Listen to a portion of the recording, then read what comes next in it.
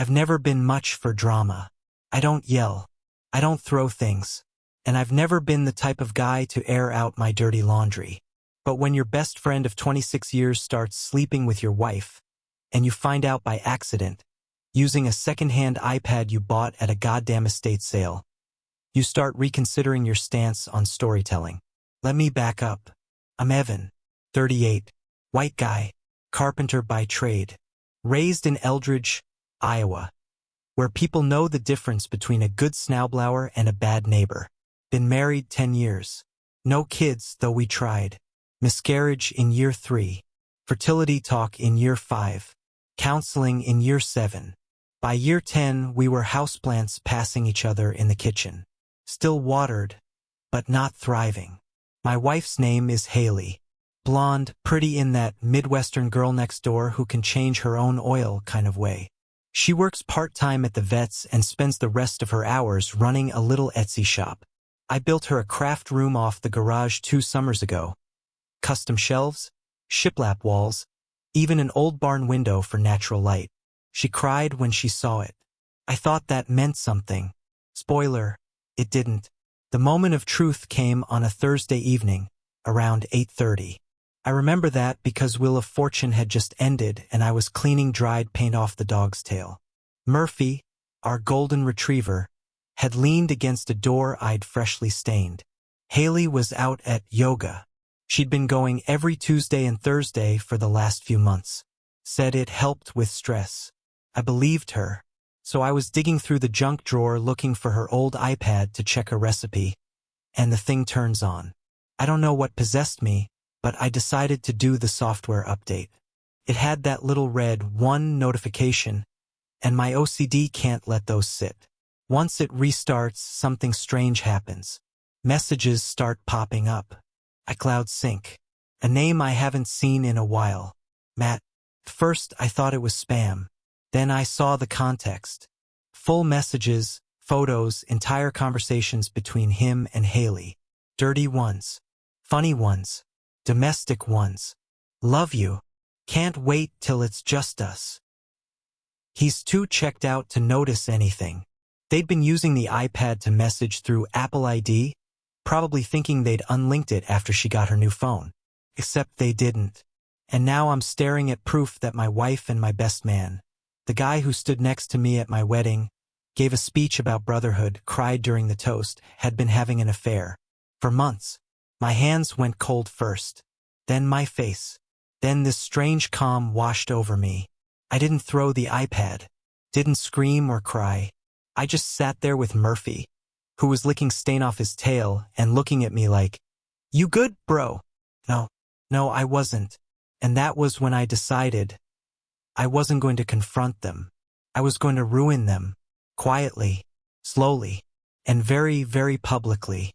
Because in a town like Eldridge, you don't need a gun or a lawyer. You just need to know how to set a match near a dry reputation. And Matt's? It was about to go up in smoke. I didn't sleep that night. Not out of rage. Rage would have been easier. Rage is a clean burn. This was different. This was slow and bitter. Like splinters under your nails or the itch of sawdust you can't quite wash off.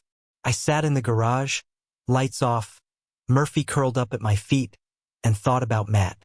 Matt Griffin. He and I met in 8th grade shop class. I built a birdhouse. He built a catapult that accidentally knocked out Coach Dunlap's front tooth.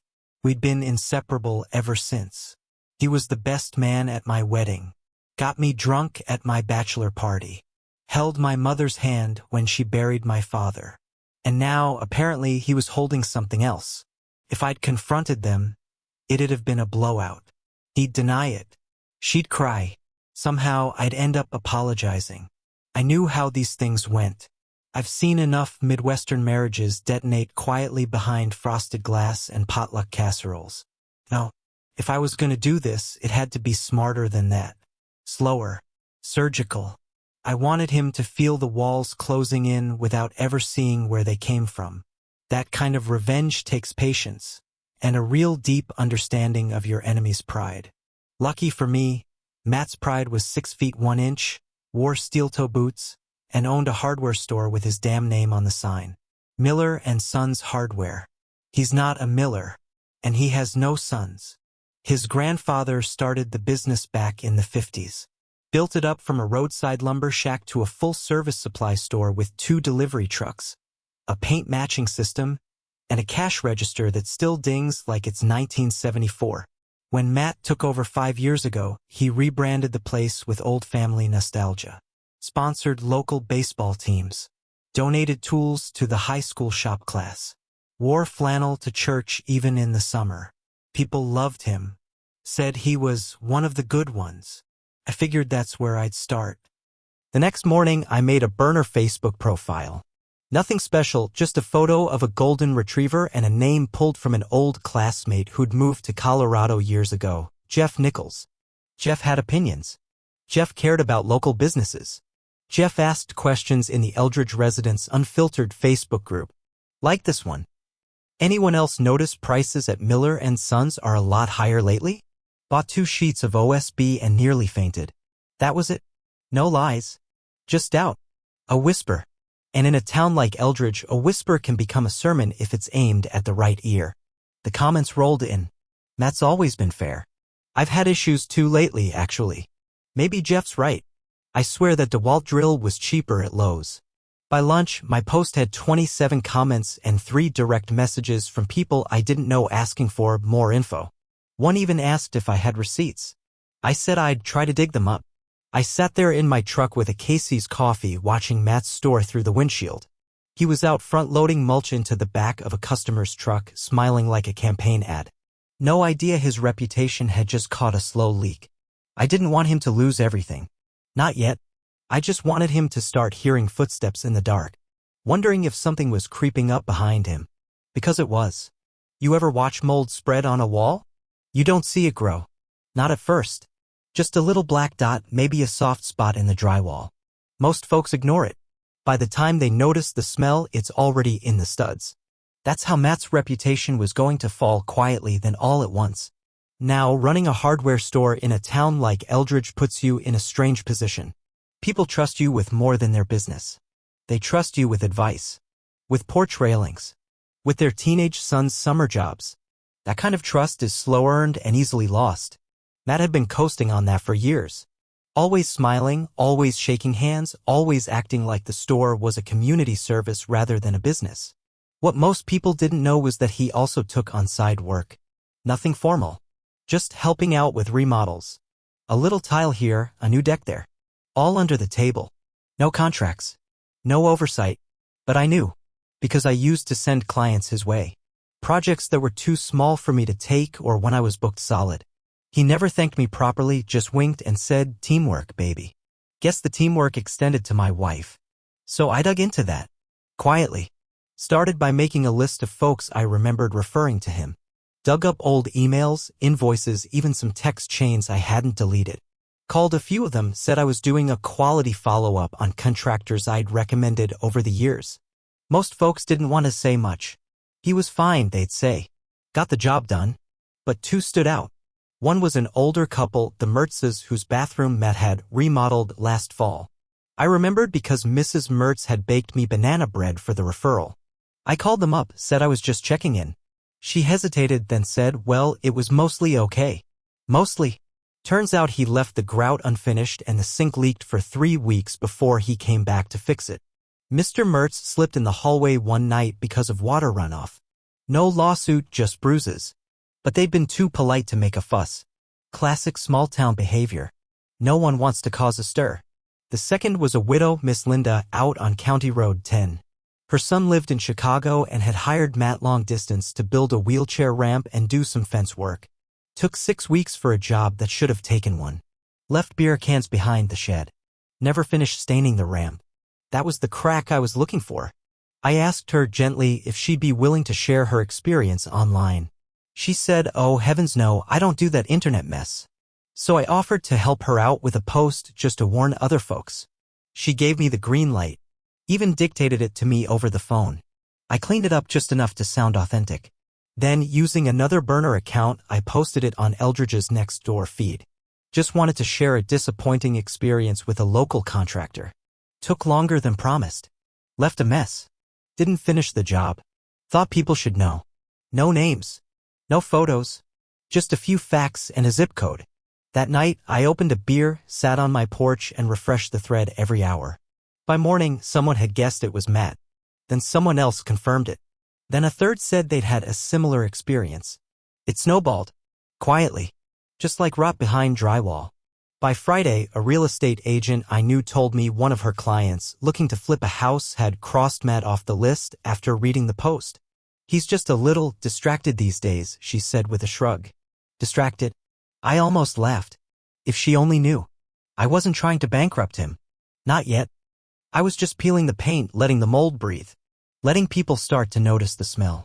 There's a rule in Eldridge, an unspoken one, but every local knows it. If you want to be trusted, you show up on Sunday. Matt knew that rule well. He was front pew at Grace River Community Church without fail.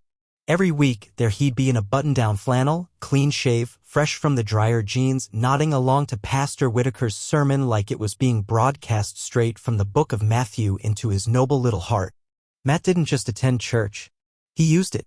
Helped with coat drives. Donated gift cards to silent auctions. Volunteered at men's breakfast like he didn't reek of whiskey most Thursday nights. He'd pray, flip pancakes, and talk about humility while banging his best friend's wife on Monday. Now, I wasn't going to storm the pulpit or expose him during the offering plate. That's not how this works. In a place like Eldridge, public morality isn't destroyed by confrontation, it's undone by doubt. So I gave the church something to doubt. It started with a printer. Mine. I typed up a document in Times New Roman, 12 points font, just long enough to be curious, just short enough to feel like a confession. What do you do when someone you trust, someone the whole town admires, breaks your marriage from the inside out? What do you do when it's not a stranger, but your best friend? What do you do when everyone says he's such a good guy? You stay quiet. For a while. But the truth has teeth. And it doesn't stay buried forever. No names. No dates. But I printed 10 copies and slipped them one by one into the hymnals at Grace River, strategically spread out across pews before the Sunday morning service. I parked down the street and watched from my truck with a Casey's breakfast burrito and a hot coffee. By noon, I got my first confirmation.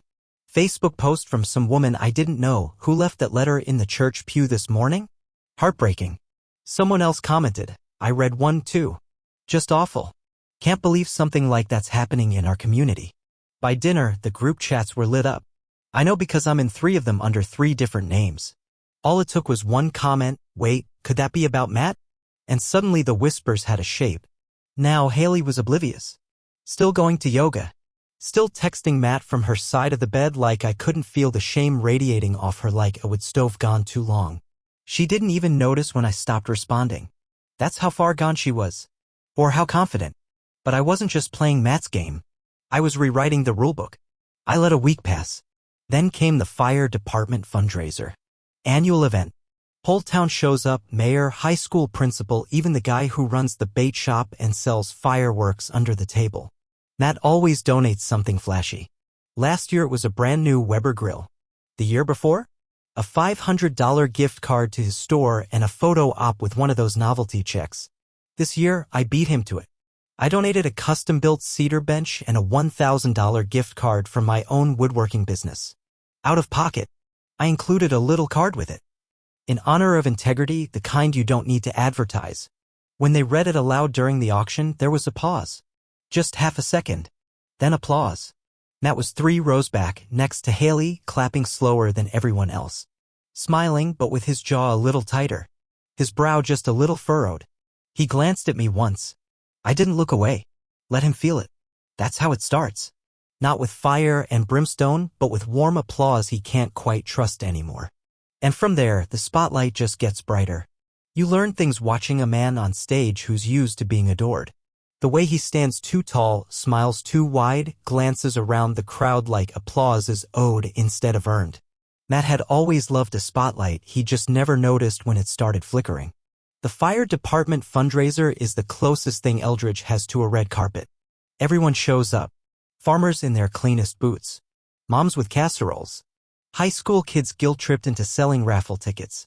Even Pastor Whitaker blesses the pulled pork and says a few words about the courage of ordinary heroes. Matt usually owns the event. He wears that navy vest with his business logo embroidered on the chest, Miller & Sons Hardware, since 1954, like it's a family crest, even though he never laid a brick in that store before inheriting it. Every year, he gives a short speech. Talks about how community starts with contribution and how he's honored to support the volunteers who protect our homes. Usually gets a round of applause, sometimes a write-up in the town paper. But this year? This year was different. Because this year, I spoke first. They called my name just before Matt's turn, and I walked up to the mic in jeans and a flannel that actually had sawdust on it. No script, just a folded card I'd stuffed in my back pocket. I cleared my throat and looked out over the rows of faces I've seen 1,000 times. Faces that watched me grow up, buried my parents, hired me to build their fences and fix their cabinets. I'd never felt more calm. I wasn't always the kind of guy who showed up to stuff like this. I worked. I went home. I minded my business. But life has a way of teaching you that community doesn't just mean belonging. It means watching out for each other, for truth, for integrity, even when it's hard, especially then. I let that sink in, then stepped away from the mic and nodded toward the cedar bench I'd built. Sealed, sanded, and polished so well you could have shaved in the reflection. The auctioneer opened bidding. It sold for $2,400, highest item of the night. Someone asked me to autograph the bottom. Matt didn't clap right away. He stood in the second row next to Haley, who smiled too brightly, like she'd read a headline she didn't understand but wanted to pretend she did. Matt's hands moved slowly. 2 awkward claps, then folded together like he was praying for it all to be over. Then his turn came. He walked up with a grin like always, but this time there was a hesitation in his step. Just enough for those watching closely to notice the swagger was thinner than usual. He gave his usual spiel, honored to give back, grateful for the brave men and women, but it landed flat. No chuckles, no claps mid-sentence, just polite silence. One of the councilmen checked his watch. He donated a tool set this year. Not bad. DeWalt? Retail $329. But it sold for $100. No one really fought for it. When he stepped off stage, he glanced my way, just for a second. I didn't look back. I wanted him to stew in it. Because here's what I'd figured out. You don't ruin a man like Matt by shouting from the rooftops. You ruin him by giving people enough reason to look a little closer. And once they do, they never see him the same way again. When you build things for a living, you learn to see flaws before they cause damage. With swelling just slightly, that door's gonna stick come July. Rust on a joint plate, that deck's not lasting 5 years. And Matt, he had rot. It was just hidden beneath a thick coat of charisma and church boy manners. The thing about running a hardware store and doing side jobs under the table is, eventually your name ends up on things it shouldn't. Building permits, work orders, complaints. Matt liked to operate in the gray zone, cash only, no contracts, handshake deals and promises. He thought it made him old school. It actually made him vulnerable. See, Iowa's got a thing called the Iowa State Building Code, and even small towns like Eldridge play ball with it. If you do work that involves structural changes, decks, load-bearing walls, plumbing overhauls, you need a permit. Not always enforced, but the rules on the books. And when permits don't get filed, people can get hurt. Or fined. I headed down to the county clerk's office in Scott County on a Monday morning. I wore an old corduroy jacket and brought coffee for the desk assistant like I'd done 100 times before while filing my own permits. Diane, sweet woman in her 60s, barely looked up before saying, "You again, Evan? Still trying to follow the rules," I said. Unlike some folks, I requested records of all building permits filed by Griffin Remodeling, the business name Matt sometimes used when he wanted to feel official. There weren't many, which told me a lot, but the gold mine was in the missing names, because I knew he'd done at least half a dozen jobs in the last 18 months, ones I'd passed along before the betrayal. I pulled the public parcel history for those addresses and compared them to permit filings. 2 didn't have anything on record. One had a single plumbing permit, but it was issued to the homeowner, not Matt. That gave me what I needed. I called the county inspections office, posing as a concerned homeowner inquiring about recent construction activity in my neighborhood that seems off. They gave me the non-emergency number for the town inspector.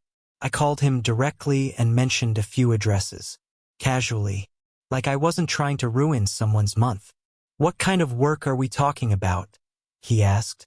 "Decks, staircases, bathroom remodels, all without permits. Word is a contractor named Matt Griffin did them." I didn't need to say more.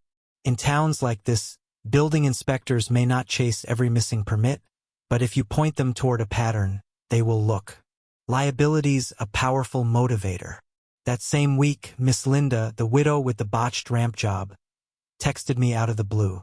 Said a man from the county had stopped by asking questions. She said she was nervous at first, but felt oddly relieved to tell someone the whole story. Then she added, "I didn't mention you. Don't worry. I know how small towns work." God bless her. 3 days later, Miller and Sons got hit with a notice from the county for operating without proper contractor licenses. $2,000 fine. Came with a nice little write-up in the Eldridge Sentinel, sandwiched between a bake sale announcement and an article about the town council debating leash laws. Small ink. Big stain. I saw Matt the day it dropped. He was at the gas station, shoulders stiff, eyes low, paying for a Gatorade and a scratch-off ticket like maybe the universe owed him a break. The cashier, an old buddy of mine from high school, smiled a little too wide when he handed him the change. "Rough week, huh?" Matt muttered something and walked out without making eye contact. That's the thing about rot. You don't notice it at first. But once someone points it out, it's all you can see. The soft spots, the cracks, the way things don't line up anymore. And Matt? He was starting to come apart. I always wondered what Matt would look like when he realized the tide had turned against him. Turns out, it looks a lot like a man standing on your porch with a plastic smile and panic twitching behind his eyes. It was a Thursday. I was sanding down a maple countertop in the garage. Dust in the air, Murphy snoring like a chainsaw beside the workbench. I heard the footsteps first, slow, deliberate. Then a knock. Firm but not aggressive. Just careful. I opened the door, still holding the orbital sander in one hand. Safety glasses pushed up on my forehead. And there he was, Matt Griffin, wearing his off-brand Carhartt jacket, a clean polo underneath like he couldn't decide whether he wanted to be rugged or professional that day. His smile was tight, like his cheeks were trying to hold back something uglier. "Hey man," he said. "Man. Not Ev, not brother, not any of the usual crap. Just man. Neutral. Defensive." I didn't say anything. Just leaned against the doorframe and waited. "You been hearing some stuff around town?" he asked, shifting his weight, trying to sound casual. I nodded once. Small town. People talk. He gave a little laugh, but it died fast. "Yeah, well, I've been hearing stuff too. About me. About my work. About church. About Haley." That was the first time he said her name in front of me since the betrayal. I watched his eyes closely. They didn't flinch. He really thought he could still steer the narrative. "You think someone's trying to ruin me?" he asked, a bit of edge in his voice now. That forced smirk of his twitched. "Feels like I'm being targeted." I looked down at my sander, then back at him. "Wouldn't be hard." His mouth opened a bit like he was going to argue, then snapped shut. He stepped back half a pace. He realized it in that moment. He knew. He couldn't prove anything. But he felt it. Like a man walking into a room where the wallpaper's just been stripped and the walls whisper your name. And not kindly. I want things to settle down," he said finally. "You know, I don't want bad blood." That made me laugh. I don't think he was expecting that. Not a loud laugh, just a dry, short one. Like I was reacting to a joke that wasn't funny anymore. Like he was trying to sell peace in a war he'd started. "Things have a way of settling themselves," I said. Then I closed the door. Not hard. Just enough that he had to take a step back again. Just enough to make it clear this wasn't a conversation. It was a reckoning. I watched through the side window as he stood there on the porch for a beat too long, like he was waiting for me to change my mind, to call out, to ask him in. I didn't. He walked off stiffly, boots crunching across gravel, shoulders hunched like the wind had picked up. Only there wasn't any wind. Just a man realizing the empire he built on charm and borrowed decency was starting to crumble, and the crowd wasn't clapping anymore. That night, Haley asked me why I was in such a good mood. I just smiled and said, "Had a visitor today." She didn't ask who. Maybe she already knew. Maybe she didn't care. We'd been sleeping in the same bed, but different worlds, for weeks now. Her texts had slowed. The late nights were less frequent. I'd see her stare at her phone, frown, then slip it into her hoodie pocket like it had bitten her. Matt wasn't calling as much, I figured. Rot doesn't just spread from the outside. It hollows things from within. And now, the walls of their little fantasy were buckling. I didn't need to do anything else that night. I poured a drink, turned on the porch light, and sat outside watching the street fade into darkness. Sometimes revenge doesn't need fire. Sometimes silence will do the job just fine. People think a marriage ends with shouting. Doors slammed. Luggage tossed downstairs. Dramatic speeches and tears and broken glass. Sometimes it does. But other times? It ends in a quiet kitchen over burnt toast where no one bothers to mention the smoke. Haley and I didn't fight. Not once during the final weeks. That was the weirdest part. We were like two coworkers whose shifts overlapped just enough to hand off the keys and nod goodbye. She'd come home from her walks a little too refreshed. I'd be in the garage sanding something that didn't need sanding. We didn't touch. Barely talked. Ate from the same fridge like we were squatting in a rental we both regretted signing. What I didn't say and what she didn't dare ask was that I knew everything. That I'd seen the photos. That I had saved every message from the iPad she forgot was still synced to our shared cloud account. That I'd watched her life unravel from my inbox while she texted Matt's sweet nothings in our bathroom mirror. I'd see her smile at her phone sometimes. But it didn't last. The corners of her mouth would droop before she even locked the screen. Matt was slipping. See, men like Matt can perform for the world. They know how to host a barbecue, throw a wink at a waitress, pat a kid on the head, and still pull off neighborly. But when the walls close in, when his store starts bleeding customers and the church ladies whisper through their teeth, that kind of man doesn't know how to survive. And Haley was starting to feel it. She started doing small things. Rearranging throw pillows. Buying new curtains.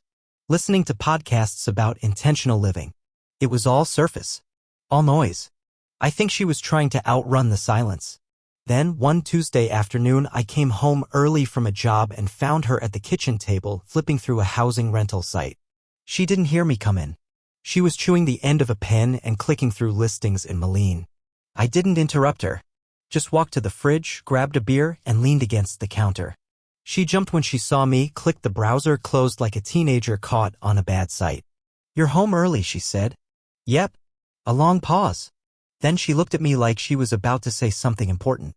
And I braced for it, finally, the apology, the confession, the big emotional scene. But instead, she said, "I think we're just not right anymore." I stared at her. The phrasing stuck in my brain like a nail in wetwood. Not right anymore. Like we were milk a few days past the date. Not sour, just no longer useful. "Guess not," I said. No yelling. No begging. No accusations. She left the next Friday. Took 2 suitcases, her craft supplies, and Murphy. That last part surprised me, but I let her. Murphy always liked her best. And I figured even a betrayer should get one small mercy. I watched from the porch as she loaded her car. She didn't cry. Didn't look back. Just drove away like she was running late to a dentist appointment. And just like that, she was gone. I stayed on that porch long after the taillights disappeared. The breeze was cool. The neighborhood was quiet. For the first time in months, the house didn't feel heavy. The war wasn't over. But the parasite had left the host. And all that was left now was cleanup and one final push. They say there's nothing more powerful than the truth. That's only half right. The truth is powerful when it comes from someone who lived it. When it's not shouted but whispered hand to hand, ear to ear. When it's shaped like a story instead of an accusation. That's what I decided to do. Tell my story. Not to Haley. Not to Matt. Not to a courtroom or a podcast or even a therapist. I told it to the internet. I wrote the first draft on a yellow legal pad sitting at the kitchen table where she used to sort coupons and whisper into her phone. I poured it out in one sitting, my hand cramping halfway through because once the floodgate opened, I couldn't stop it. I didn't name names. Not once. But I didn't need to. I described the betrayal. The 10-year marriage that slowly rusted while the best man wore my flannel and walked my dog. I detailed the small-town smiles, the charity auctions, the silent unraveling. The way it feels when people still shake your betrayer's hand at church while you sit there bleeding in your Sunday best. And I told the truth about what I did next. The slow leak. The erosion. The way I made people see him differently, not by lying, but by showing them what was always there, just beneath the varnish. I posted it to a few forums. One for tradesmen. One for small-town living.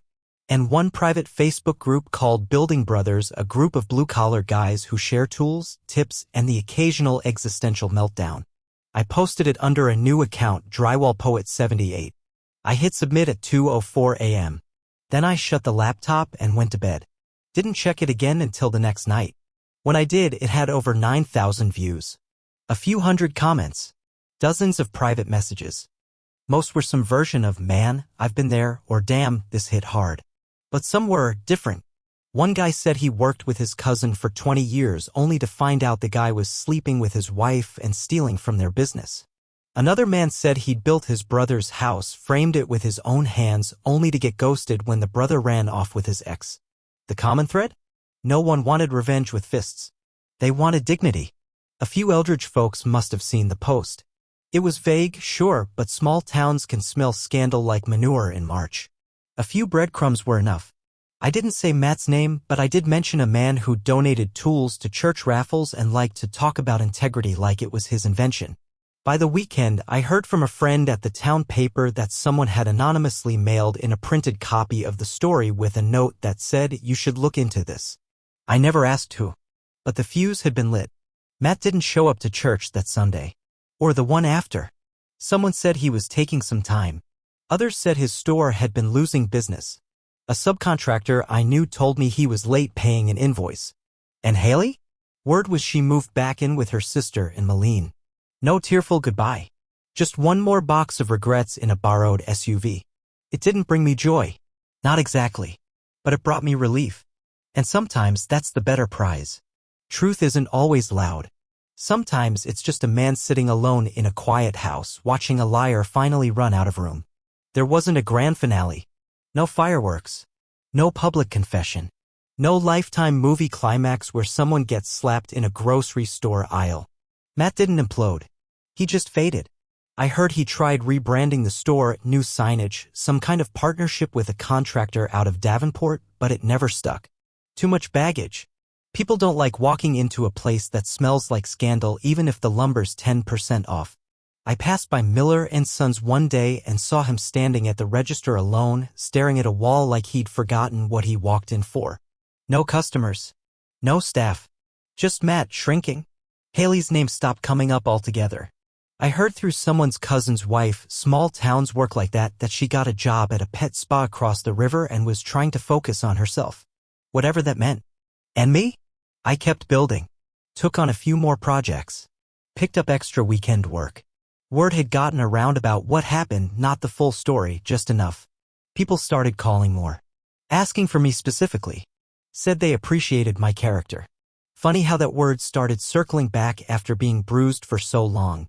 One morning I woke up and realized I didn't think about them anymore. That was the real victory.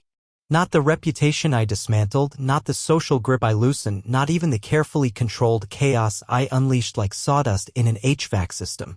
It was silence. No anger. No regret. Just peace.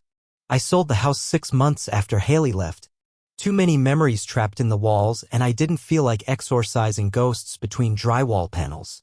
Bought a place just outside of town acreage, a small creek out back, a big shop with room to work and breathe. Took Murphy with me when I picked it up from the cellar. He ran the fence line like he knew we were starting over. That first night, I sat on the porch, beer in hand, watching the sun slide down behind the cottonwoods. It was quiet. Honest quiet. The kind that doesn't come from loneliness, but solitude. My phone buzzed. A text. From a number I hadn't seen since before the war started. Haley, I never meant for it to end like this. I stared at it for a while. Thought about what I could say. Maybe she expected an insult. A reply dripping with bitterness. Maybe she hoped for forgiveness. Instead, I locked my phone and set it face down. There's a reason you don't argue with fire once the structure's collapsed. You don't dig through ash looking for what already turned to smoke. A week later, I got a letter in the mail. No return address. Just a folded page inside. You don't know me, but you saved my brother from hiring the wrong man to build their deck. Your story made its way to our town. Thank you for speaking the quiet part out loud. I pinned it to my shop wall. Sometimes I look at it when the sawdust swirls just right in the light and remember how close I came to letting anger eat me alive. But I didn't. I let it sharpen me instead. Some people rot from betrayal. I built something better.